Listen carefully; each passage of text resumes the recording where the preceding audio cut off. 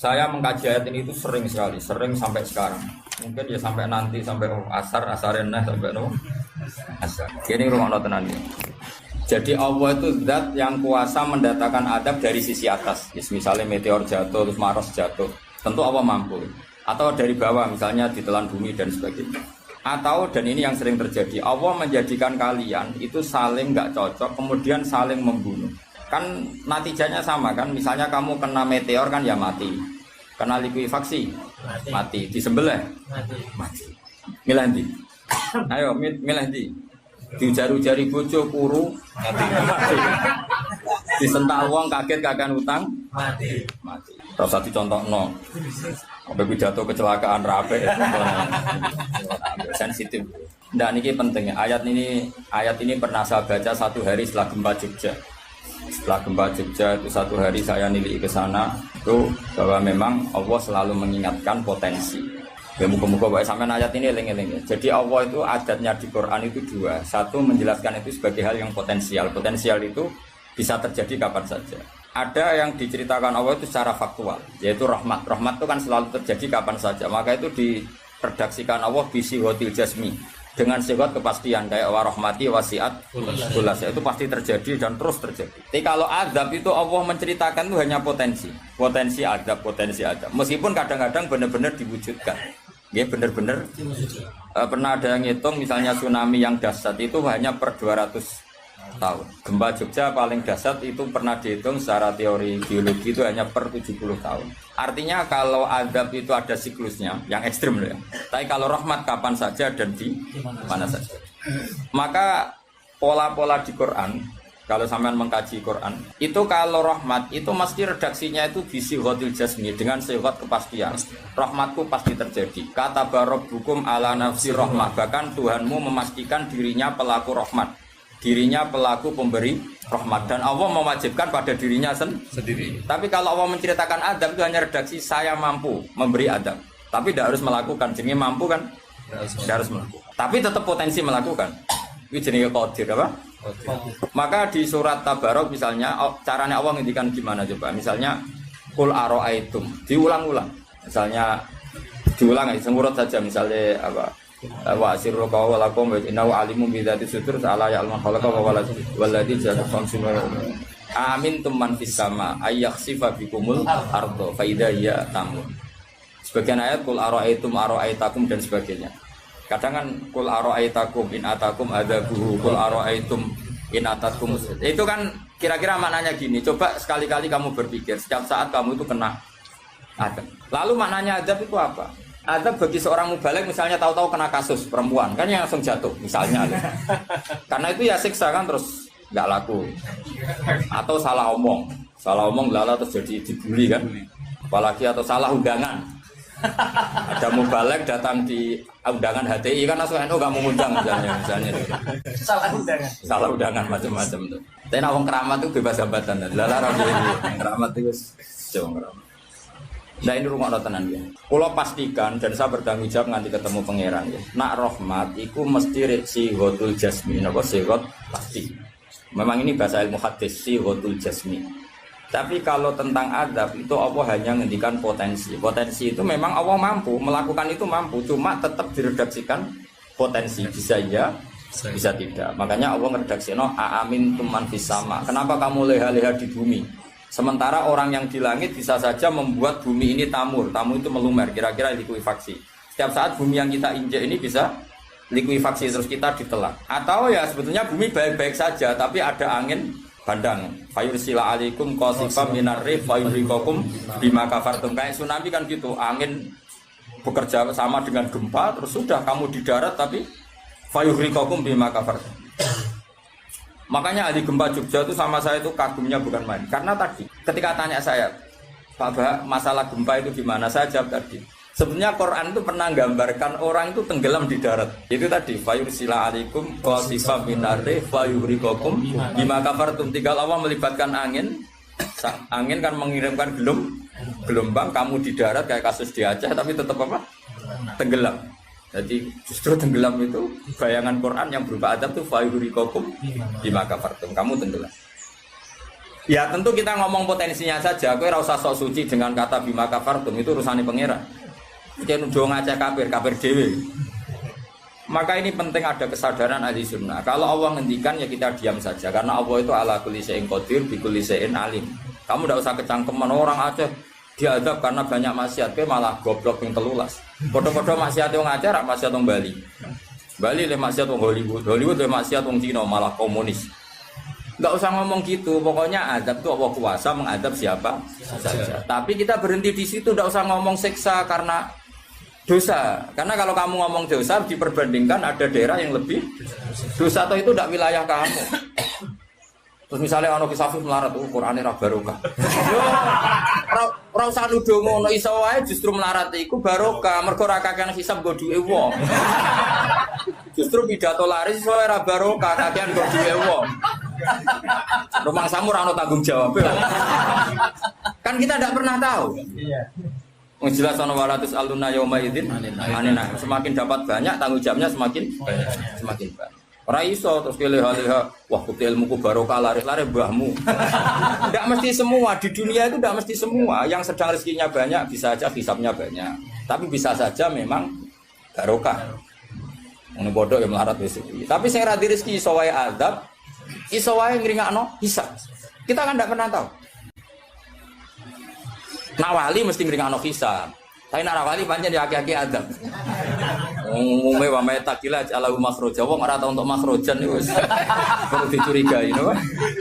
Saulang lagi ya. Maka baca Quran di akhir zaman itu separuh tidak apa-apa. Ya sudah Allah itu mampu yuhrikokum. Tapi untuk orang lain tidak usah kamu tuduh bima kafartum. Karena yang kamu tuduh itu orang Islam. Tidak perlu kamu bilang tsunami aja karena orangnya dosa. Kowe itu sopo? Kok ngerti tulisan Allah Mahfud itu kalau karena ya sudah roy kita tenggelam itu saja yang kita ngerti iyanan. Tapi rasa ngerti sebab.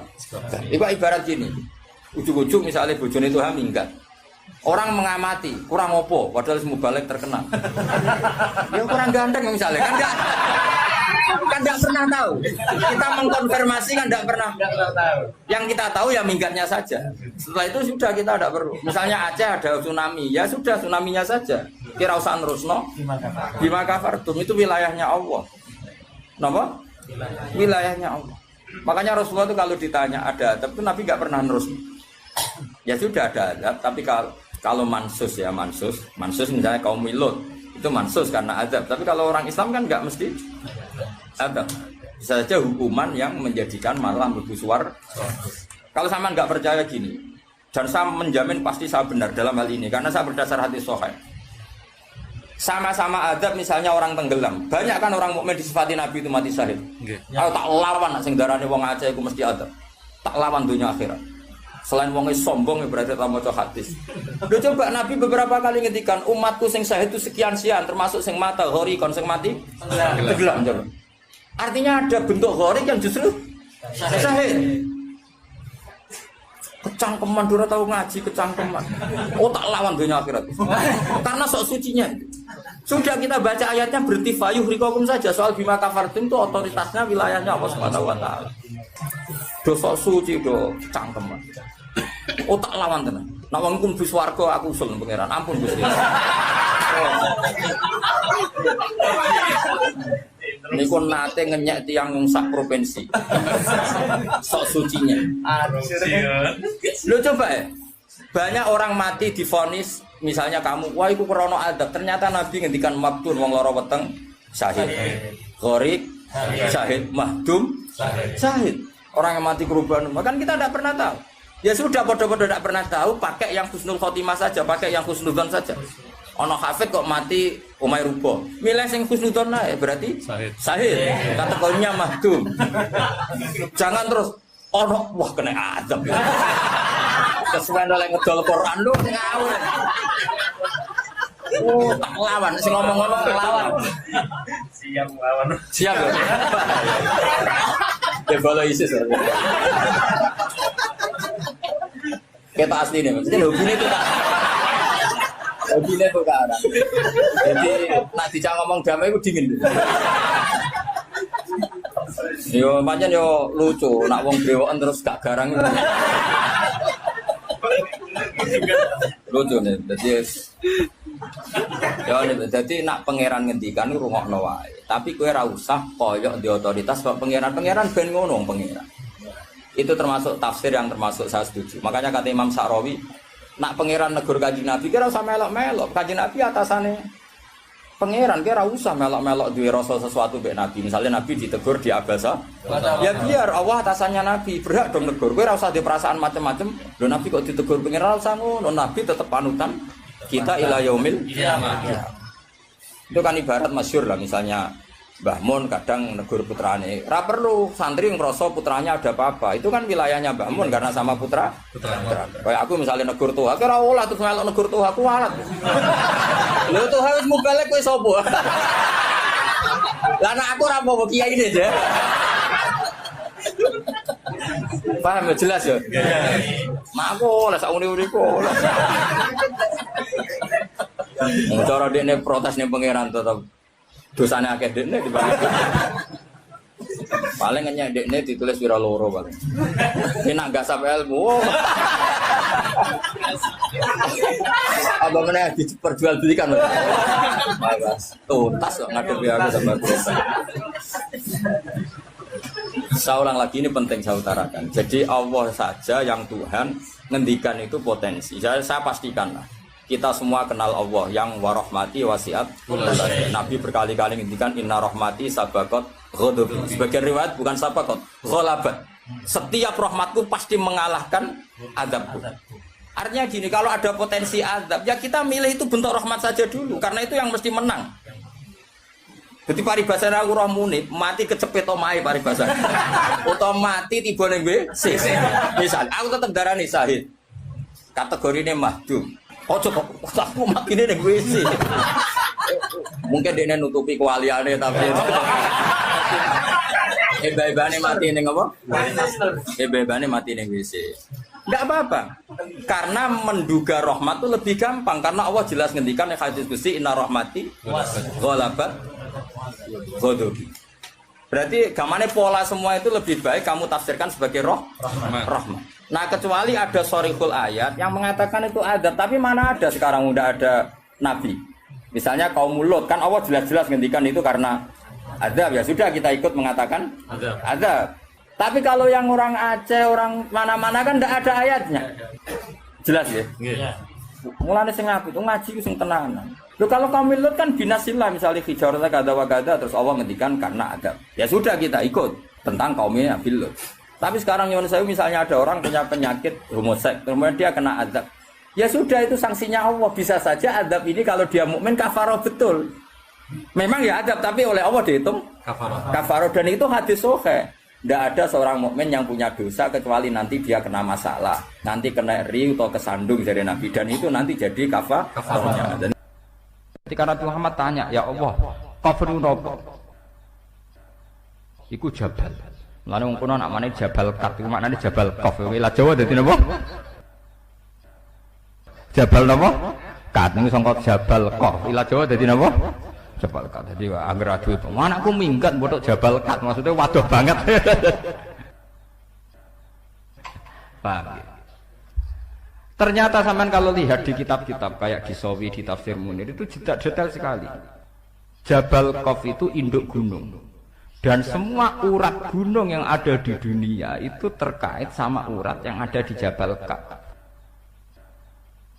Jadi kalau Allah lewat malaikat kepengen goyang gunung, itu mau nginstruksi ning induke ning Jabal napa? Qaf. Kemudian digoyang, kemudian goyang semua. Dulu orang itu janggal. Tapi sekarang orang tidak janggal. Menurut pakar geologi, pakar-pakar vulkanologi, semua gempa di seluruh dunia itu hanya butuh narik satu pemicu.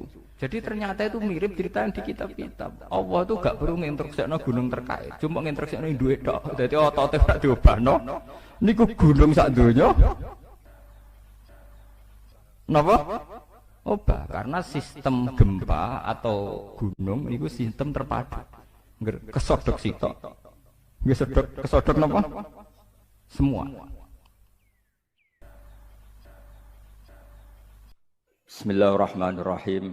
Nabi nak ditampung Yahudi ketenang seneng. Ditampung Nasrani seneng. Mergo dialeke antar umat beragama dialeke ini. Yang Yahudi nak takok ya melete-melete. Yang Yahudi nyer mulai riyen melete-melete pinter-pinter. Mat, pertama penduduk swarga masuk swarga itu jumlahnya wakil ya Mat. Wakil. Iku sarapane apa Mat? Pertama. Nabi jak bakas kawitane wong swarga sarapane apa? Apa pecel apa rawon pokoke takokane wae. Nabi akhirnya dikandani Jibril ziyadatu kabidin nun. Yaiku gorengan iwak nun. Akhirnya Nabi dan orang Yahudi ini selalu ngomong khas nubuwah. Khas napa? Nubuwah. Di mana di luar alam yang materialistik ini, yang kasat mata, ada alam di luar kita, kayak iwak nun. Iwak napa? Nun. Iwak nun nak teng kitab-kitab. Ketika Allah Ta'ala menciptakan gelembung dukhon, iku Allah bingung, ndakok endi, didakok endi. Akhirnya bumi iku gentayangan, didakok endi. Wal ardu, bumi ini didakok ning gone mak. Bareng didakok ning gone mak tetep golang-goling, dipandai gunung. Lah terus banyu sendiri posisine ning ndi? Akhirnya ning urutan kitab-kitab khas samawi nubuwah disebutno. Wal ardu ala batnil khut, ala batnis sur. Itu terang. Jadi ning gone bumi iki ana sur. Sur sayange mbok maknani sapi salam dhewe, mari bingung kowe kan mergo maknani napa? Sapi. Jadi bumi iku ning tanduke sapi, sapi ning banyu, banyu ning gone iwak nun ning gone hawa. Hawa khas-khas nubuwah itu yang tahu hanya orang Yahudi. Termasuk sing diterusno khas nubuwah Kanjeng Nabi Muhammad sallallahu alaihi wasallam disebut nun wal qalami wa ma yasturun. Kita hanya tahu maknane nun iku iwak nun. Iwak nun iku iwak sing gegere dienggo panggonan bumi. Tapi alam materialistik tentu kita bicara kayak yang sekarang, teori Big Bang, planet bumi di sini, planet bumi di sini. Kita tidak pernah menjangkau ilmun sing kaya ala zuhril hud. Nggih, ala zuhril apa? Hud. Sami seperti qaf wal Qur'anil Majid. Ketika Nabi Muhammad tanya, "Ya Allah, qaf niku napa?" Iku jabal. Mulane wong kono nak mane jabal kat iku maknane jabal qaf. Wilayah Jawa dadi napa? Jabal napa? Kat niku sangka jabal qaf. Wilayah Jawa dadi napa? Jabal kat. Dadi anggere adu itu. Anakku minggat botok jabal kat. Maksudnya waduh banget. Paham ya? Ternyata sampean kalau lihat di kitab-kitab kayak di Sawi, di Tafsir Munir itu detail sekali. Jabal Qaf itu induk gunung. Dan semua urat gunung yang ada di dunia itu terkait sama urat yang ada di Jabal Qaf. Jadi kalau Allah lewat malaikat kepengen goyang gunung, itu mau nginstruksi ning induke, ini Jabal napa? Qaf. Kemudian digoyang, kemudian goyang semua. Dulu orang itu janggal, tapi sekarang orang tidak janggal. Menurut pakar geologi, pakar-pakar vulkanologi, semua gempa di seluruh dunia itu hanya butuh narik satu pemicu. Kalau patahan di Australia gerak ya gerak semua, karena kayak bola sodok sekali disodok sidik. Jadi makanya ini gempa akan terus sampai benar-benar bumi kembali ke semula. Disodok mulai riyen teng Taiwan, kemudian Aceh tsunami, diteruskan ke NTT, terus ke Papua, kemarin ke Pangandaran, terus sekarang di mana itu yang Mentawai. Ya begitu terus. Jadi ternyata itu mirip cerita yang di kitab-kitab. Allah itu gak perlu nginstruksikno gunung terkait, cuma nginstruksikno duwe tok. Dadi otote gak diobahno. Niku gunung sak donya. Napa? Obah, karena sistem gempa atau gunung itu sistem terpadu. Kesodok sitok. Nggih kesodok napa? Semua. Nah ini termasuk ilmu-ilmu sing khas nubuwah. Padahal tentu dulu para nabi tidak punya teknologi, tidak punya sains, punyanya wahyu. Nggih, punyanya apa? Wahyu. Ini perlu kula aturaken. Itu termasuk kontribusi orang Yahudi terhadap Islam. Mulane teng jalalan-jalalan nang riwayat alunaka angzil Quran rujuke ora ning sahabat, ayil Yahud. Jadi Quran turunin Nabi Muhammad tapi sing takok aneh-aneh wong napa? Yahudi. Jelok teng kitab-kitab. Riwayat alunaka rujuke sahabat napa Yahudi? Ndomir jamaen. Ayil napa? Yahud mungkin sama nak mulai delok. Mesti Yahudi. Enggak sing aneh-aneh, wa yasalunaka anil qurnain, wa yasalunaka anir roh. Niku mesti Yahudi nggih, domire teng putih. Yahudi. Karena mereka yang punya pengetahuan khas samawi. Napa khas napa? Samawi. Termasuk takok malih lha iki sing dadi fenomena sekarang. Mat, kalau Allah memutuskan seseorang dicintai itu gimana, Mat? Ya akhirnya cerita lah.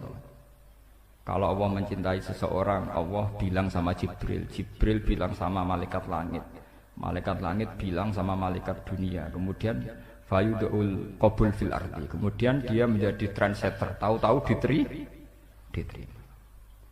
Pangeran wae ngersakno wong tertarik kabeh. Nek wae ora ngersakno wong godheng kabeh kados polling ngoten niku. Ini biar sampean tahu. Sehingga orang Yahudi tadi agamanya Yahweh, Tuhannya Yahweh. Orang Nasrani juga punya masalah nisbat tadi. Berarti tiga agama ini ya punya ila kalimatin apa? Sawa. Disebut kul ya ahlal kitabi ta'alu ila kalimatin sawaim bainana wa bainakum. Berarti natijahnya seperti sebetulnya kita dengan mereka ada kalimatin sawa nggih bainana wa bainakum. Paham ini ben sampean ora terlalu dadi ekstremis sing bodho, paham dadi ben ana seni ilmiah. Mergo wong kotok nemen-nemen ketok bodho nih, paham. Kowe gedeng Yahudi nemen-nemen Nasrani, Kanjeng Nabi Muhammad populer, sing populer wong Yahudi napa? Nasrani. Nggih mboten, sedurunge dadi nabi, bahkan sedurunge lahir.